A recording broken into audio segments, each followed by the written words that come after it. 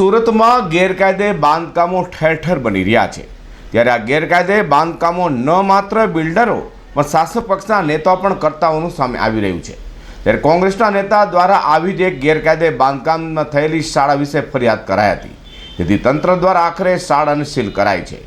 જો કે આ શાળા બીજા કોઈની નહીં પરંતુ ભારતીય જનતા પાર્ટીના શિક્ષણ સમિતિના સભ્યની હોવાનું બહાર આવવા પામ્યું છે। સુરતમાં ગેરકાયદે બાંધકામો સામે સુરત મહાનગરપાલિકા દ્વારા લાલ માંગ કરાઈ રહી છે, ત્યાં લીંબાયત ઝોન વિસ્તારમાં ભાજપના નેતા અને શિક્ષણ સમિતિના સભ્યની શાળામાં ગેરકાયદે બાંધકામ કરાયું હોય, જેને લઈને ફરિયાદ કરતા સીલ કરાઈ હતી।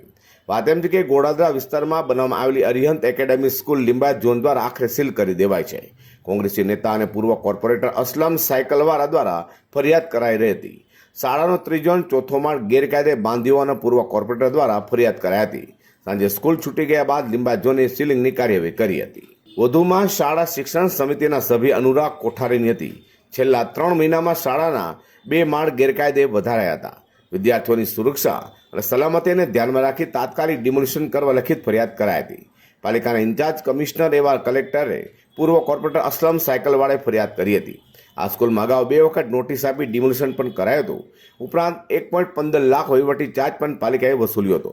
આ સાથે ગેરકાયદે બાંધકામ નહીં કરવાની લેખિત બાંહેધરી પણ લેવાઈ હતી। Bureau report G24 news.